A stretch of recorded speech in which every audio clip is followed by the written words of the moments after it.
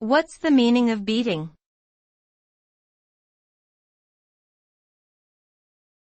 Beading.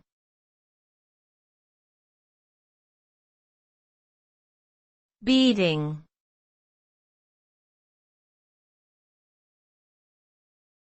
Beading.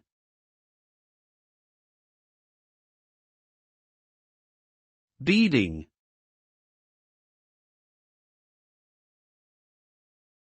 Beading refers to the process of creating decorative designs with small, spherical objects such as beads.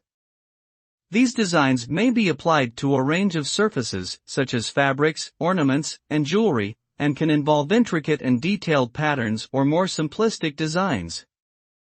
Beading has been practiced for centuries across many different cultures, with many traditional techniques and materials still being used today. The creation of beaded items requires patience and skill, with individual beads often being hand-sewn or threaded onto a wire or string. Modern technology has also led to new methods of beading, such as using specialized machines to apply beads to larger surfaces.